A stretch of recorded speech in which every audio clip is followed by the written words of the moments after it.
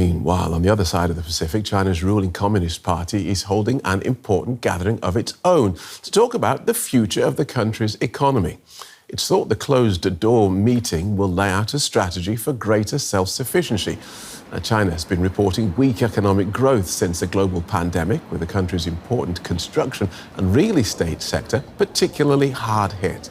Youth unemployment has also been rising as millions of graduates struggle to find jobs, and many Chinese say they're nervous about the country's economic outlook. In terms of income, savings and purchasing power, personally I haven't lost much. But we're worried about the future. We think the economy is going to stagnate for some time to come. So there is pessimism. People don't feel like buying things as much anymore. Everyone seems to be watching their money more closely and trying to save more. Of course, we hope the economy will gradually improve and that there will be more peace in the world, so that trade and the economy and developing technology will get easier. But given the current state of affairs, I don't think any improvement, not even a slight one, is possible in the near future. Well, my next guest is economist and China expert George Magnus. He's author of the book Red Flags: Why Xi's China is in Jeopardy.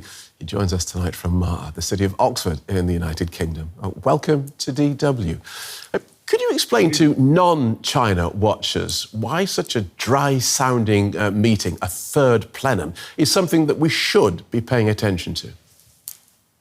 Yes, it is a little bit esoteric. So on each 5-yearly election cycle of each central committee, and we're now onto the 20th central committee. So in other words, the Communist Party's been in existence for about 100 years. There are 7 plenary sessions or 7 plenums. The third plenum is often considered, and certainly the Chinese Communist Party's narrative is that the third plenum is the most important of the 7. And it's often, not always, allocated towards a sort of a think-in, really, about where is the country going, what would our economic strategy have to be to achieve our objectives, what sort of reforms need to be made in order to, become stronger and better and realize those objectives. In truth, there's been one transformational third plenum, which was the one that was held in 1978, in which the theme was reform and opening up, which was a mantra that really has survived for decades. Possibly in 1993, there was one which was called the socialist market economy, which was a sort of a definition when China was already a little bit richer about how the leadership at the time thought it was and should develop. But very few others have been so transformational. People have high expectations of this one. We'll see. Right. And so all these super brainy people get together in a massive room, and it's held in secret. What are the worries going into this year's third plenum? Right. So the attendees are the 376 or so members of the Central Committee.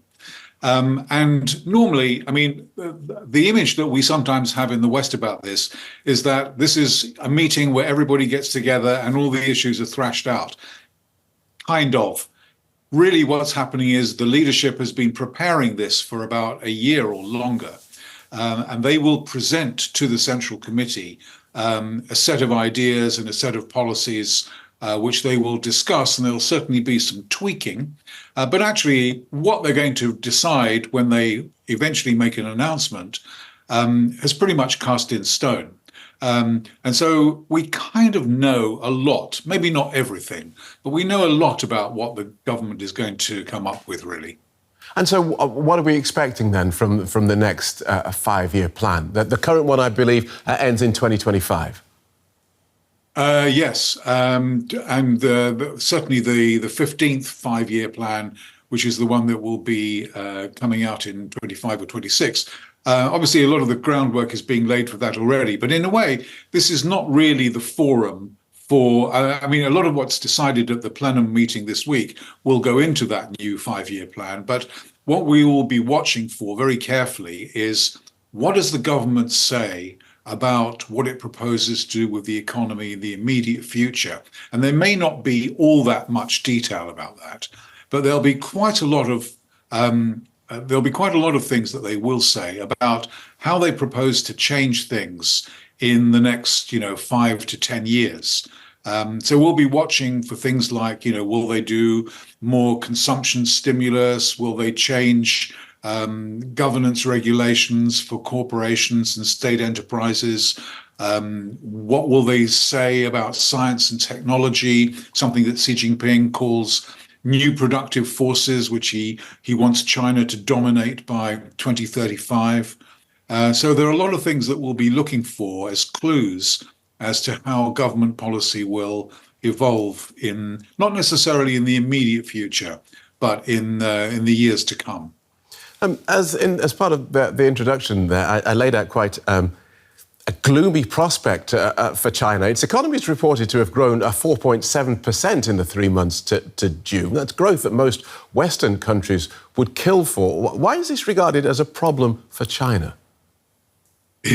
Yeah, it's a good question. I mean, obviously, the year-over-year comparison, which you just cited, is gives us some indication about the kind of momentum of change and growth in the Chinese economy. But actually, if you looked at the the way that we normally report this in Western economies and in lots of other economies as well, the quarterly change in China was actually quite meager after a fairly feisty first quarter where growth picked up quite strongly. It almost it didn't exactly ground to a halt, but the underlying tempo of growth in the April to June period was not even 3% per annum. So the economy, it does respond to the kind of borrowing and public infrastructure stimulus which it gets periodically. But actually, its underlying sustainable rate of growth is now really quite low. It's probably no more than about 3.5%. Again, figures which...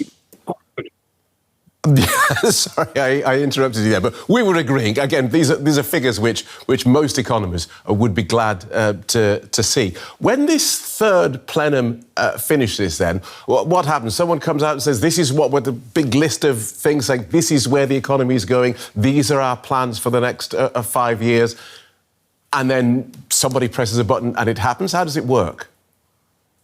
Not quite like that. So what will happen is on Thursday, which is when the plenum concludes, there'll probably be a press announcement and what they call a readout, where a summary of what was agreed will be published, and then probably about a week or 10 days, maybe 2 weeks later, we'll get a much fuller document about what was actually agreed in terms of which reforms in which areas and how many sub-paragraphs and so on and so forth. And it might actually take months before we really are in a position to judge whether what has been announced either can be implemented or what the contradictions might be between different types of policies. So full judgment actually might take some considerable period of time. Good talking to you. Thank you for guiding us through that. Economist and China expert, George Magnus.